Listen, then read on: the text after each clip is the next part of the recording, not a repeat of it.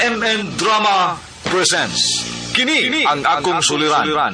Sa bugtong tuyo nga kami makaalagad kaninyo. Among gituyo pagmugna kining maong tulumanon nga pagatambagan nila ni Dr. ni Elaine Bathan nga mutabang sa pag-iway sa mga gumunhap ug kalibo nga inyong gihambin ilabi na sa punto legal. Dinisab si Dr. Rene Obra ang kaabag sa inyong suliran. Kini ang akong suliran. Kini ang akong suliran.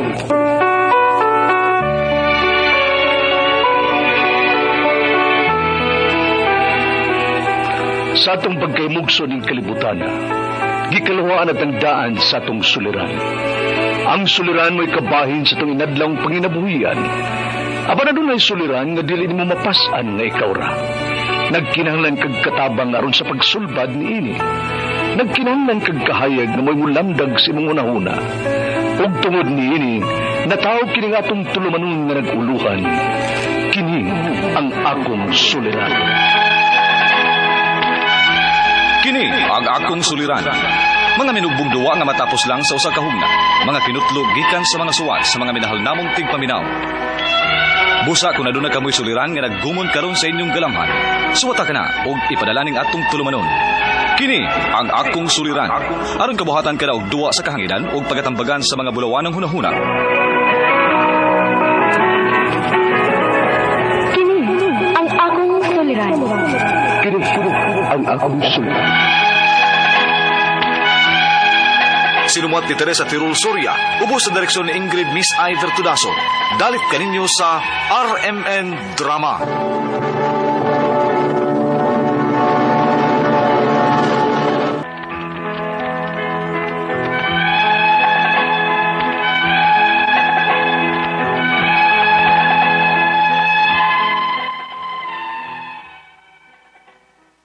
Maayong adlaw kaninyong tanan nga nagpaminaw karon, ning tulumanon kini ang akong suliran. Ilabi na kaninyo Dr. Rene Obra o Dr. ni Elaine Bathan. Ingon man sa mga artista nga maghatag og kinabuhi ning akong suwat suliran. Tawgalan ko ninyo sa pangan nga Lizal. Hingkod ang pangidaron, may ka-live-in ug may duhami ka anak. Taga diri sa South nga bahin sa Cebu. Punto legal kining akong suliran. Kabahin kini sa kahimtang namo sa akong kaipon. Ninyo manggod ni siya, apan dugay na silang buwag sa iyang asawa. Aron inyong hisabtan, ingon inyang mga panghita po.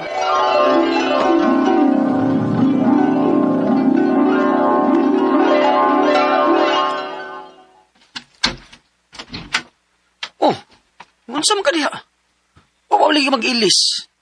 Sige na, balit ka na sa inyong reunion. Ihatod di kag motor.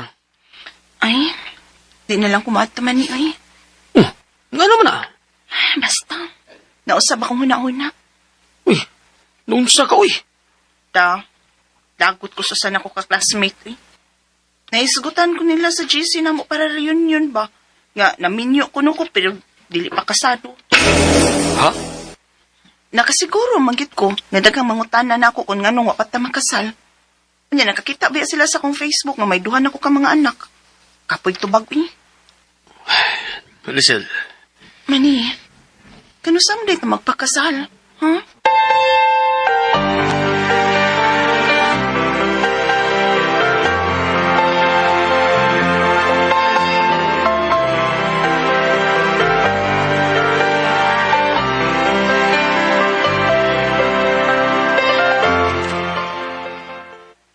Unya, unsa may gitubag ni Manny? Makasapot na si Manny mo eh. Murag gihapit tupag. Aw, unsaon, minyo manggod ka na siya. Bisag dugay na nga nagbuwag ma ba? Di pa day pwede nga makasal mi. Nga 20 ka tuig na biya silang nagbuwag. Di man siguro. Gawas kon magpaanal siya sa ilang kasal. Mahal man sabgod ng magpaanol eh. Samantay igas tong maningan. Unsa ragoy trabaho ana. Nya, may duha pa gyud may ka mga anak nga nag-eskwela na. Pero asa na ka anong asawa niya, no? Usapan na ma.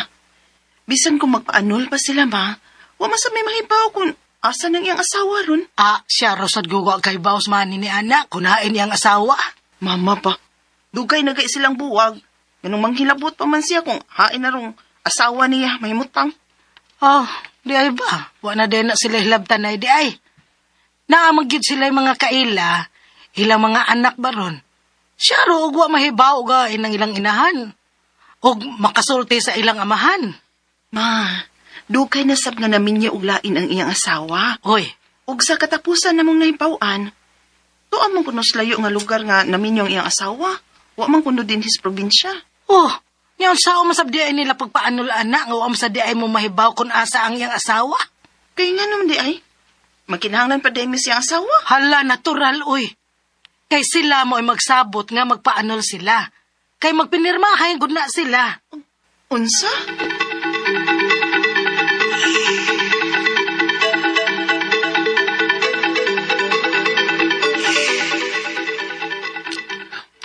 Murag pwede namang makasal gaw eh. Kay dugay naman silang nagbuwag siyang asawa. Ha? Murag na ibalao na nagaw. Nga kung naa sa bisan 7 ka tuig nga nagkabuwag ang magtiayon, pwede na magpakasal pag-usap sa lain. O pwede na dahil may makasal sa kung bagong kaipon ron.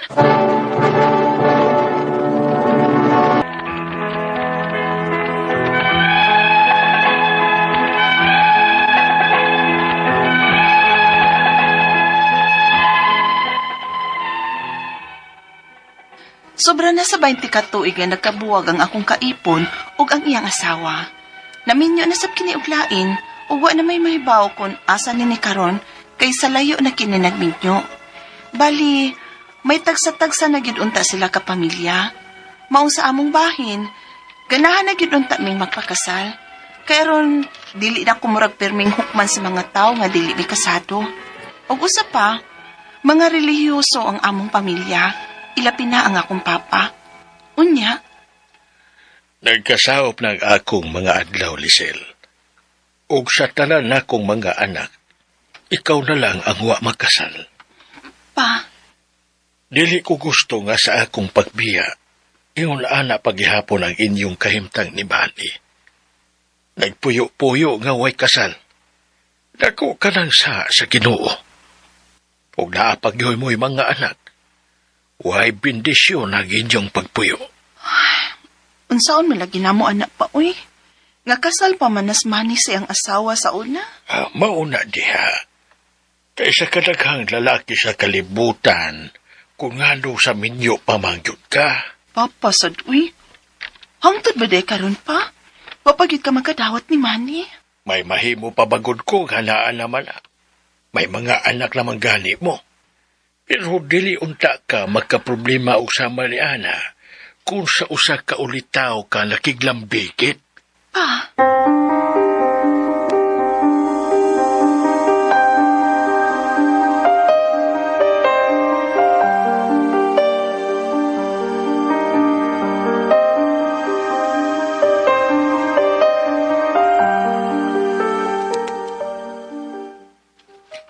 Kung pagpakasal ang Lisel, nahibaw jud ka kung unsa kadako akong tinguha nga pakaslan ka. Pero unsaon taman gud nga nakasal man ko sa sayop ka tao. Okay raman ta dili ba? Wa pa ta problema sa atong panag-ipon. Malipayon man taog. Magkasinabot man sad ta. naluoy manggut kong papa ko. Siyempre, iyasang kauwawan ang nahitabo na ako baya. Ilabi na kay permisyang naa sa simbahan. Kauwawan lagi kuno sa among pamilya. Pwede ba kahata makasal sa huwis na? Sa huwis na lang kahata magpakasal. Pwede ka?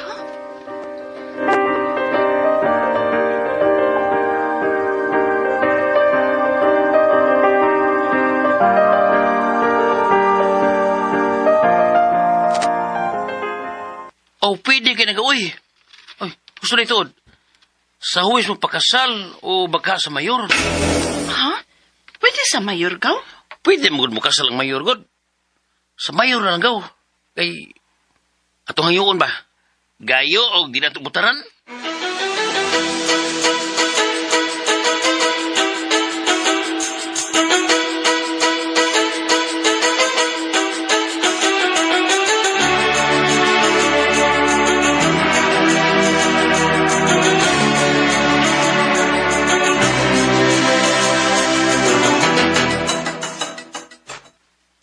Kasal sa simbahan ang akong gihandom ni mo, Lisel. Pa, Usa may bendisyon anang naa sa huwis. Ang kasal sa simbahan ang importante.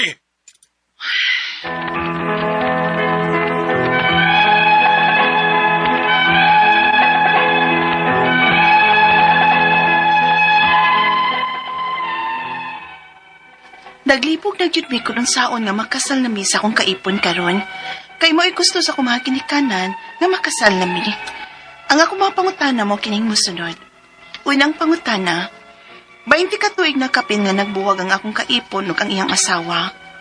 Pwede na pa ming makasal bisan o dili na mi mo agi og annulment kay dugay naman silang nagbuwag. Ikaduhang pangutana, kung annulment ra gyud sulbad sa among problema, unsaon man namo nga wa naman mi mahibaw kung asa na karon ang iyang asawa.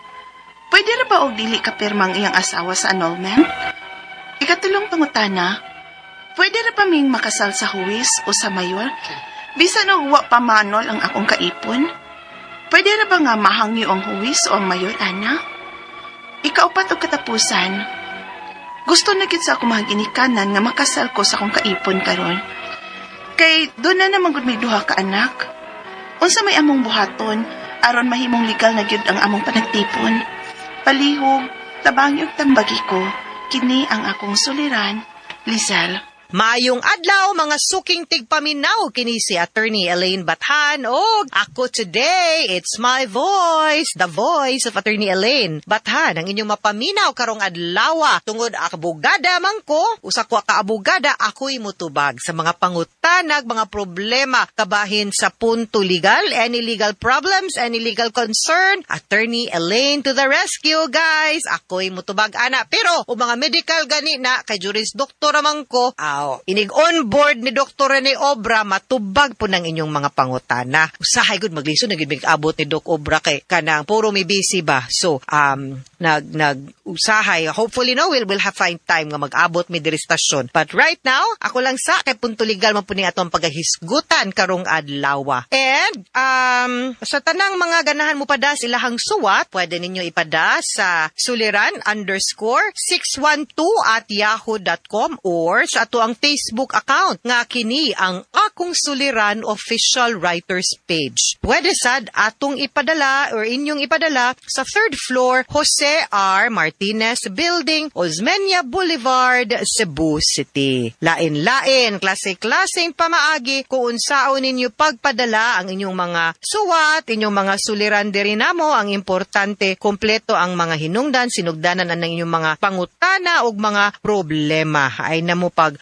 duha-duha, ipadagyo dayon na ang inyuhang mga suwat suliran diri namo guys. And naalan jud tay gusto pud of course pasalamatan because kini ang Akong Suliran, ang ato ang pinalangga nga programa, one of the longest if not the longest running radio program in the country, gihatagan og pasidungog no sa as nakadawata og special award sa Best Drama Program sa Catholic Mass Media Awards sa National Level Competition.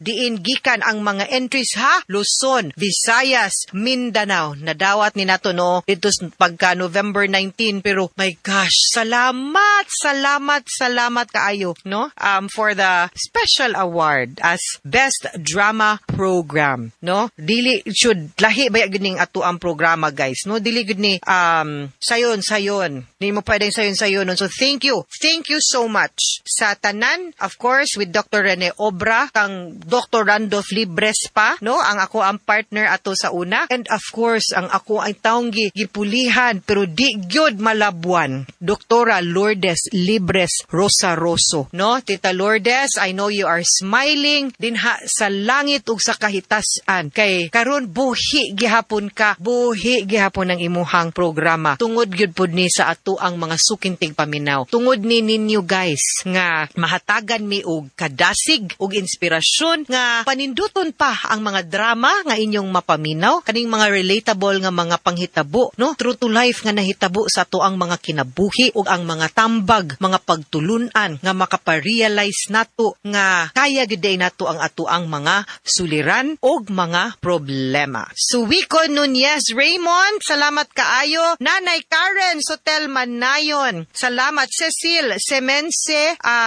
Marilyn D. Balili, Jose Ladion, Ma'am Rowena Kaime. Thank you kaayo for the greeting. Ang akong amigo, no? Dinha sa Bohol, Randy Fortuna. Salamat. Kibaw ko magsige mong paminaw. Dinha, no? Sa Inabanga, Bohol. Flora Maranyo and Mel Aimee Aresco Rojo, Lita Amuroto, si Rain, ug ang tanan nga mga ni-like ug ni-greet sa ako ang post. Thank you kaayo, no, for your greetings ug sa mga comments ninyo sa ato ang programa. Ma'am Testirol, Ma'am Aida, sige remind no nga dapat on board dili biyaan. Si Jerry Pacaldo, thank you for the greetings ninyo. And ang ato ang letter sender karong adlaw. Tawgo na to sa pangalan nga si Lizel, taga South. Wa takibaw kay kadako sa Cebu, naa siya sa South Puyo. Wa niya gisulti, of course, ni promise me nga atong respetaran ang mga wishes sa ato ang letter sender. Kung gusto itago ang pangan, atong taguon. Ug di gusto isulti taga-asa, of course, di mo sulti. Hingkod ang pangidaro ni Lizel na ay ka-live-in, duha ka anak. Iyahang ka mga pangutana kay minyo maning iyang kaipon. Pero dugay na to silang buwag sa iyahang dugay na tong buwag sa iyahang asawa, no? Ganahan sa bayatos man nga pakaslan siya pero saon tamang nakasalman sa lain, no? Sumurag gusto niya nga makontent lang sila mo nang siya pod ganahan sa siyang makasal. Of course, kinsa may babae hindi gusto mo paso down the aisle walking the white gown, no? Nga dito karteng teng teneng uso pa ba na, guys? Di naman, no? Lain namang tukaron, kanya-kanya naman, kada namang mga uso. Unang pangutana, 20 ka tuig na kapin nga nagbuwag ang akong kaipon ug ang iyang asawa. Pwede ra ba mi makasal? Bisan og dili na moagi og annulment. Kay dugay naman silang magbuwag. Sorry, jud kaayo Lizel, pero in as much as gusto ko nga makasal na ka, pero di man jud ko makatubag og aning imong pangutana. Kay maski pag 20, 30, 50, maski pag golden anniversary na sila, nga way kita-kita, as long as wa na namatay ang katong iyahang asawa or wa na anal, naara gihapon ang bond sa kaminyoon, di gyud ka pwede makasal. The only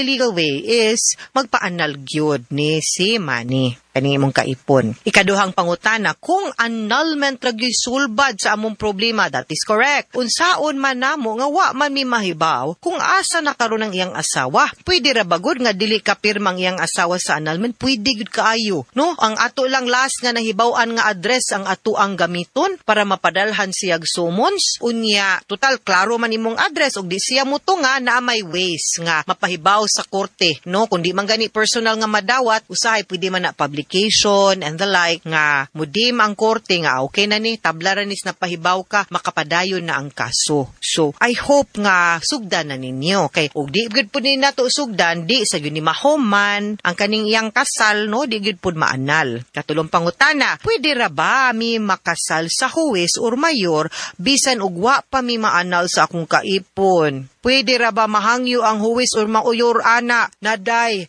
ug ilahan ng buhaton mga tangtang sila sa trabaho day? Dili gyud pwede Lizel. Maski paghangyoon mo di gyud na mo sugot, sure gyud ko. Kay naalagi ka ng legal impediment nya wa man pud nay bisa, tabla ra man pud naswa. No, maski pag kinsay mo kasal ninyo, tabla ra man swa ang inyuhang kaminyoon kay void man makiha pa noon mo bigami anang kalakiha. So pag file gyud, that's the only, like I said, that is the only legal way, no?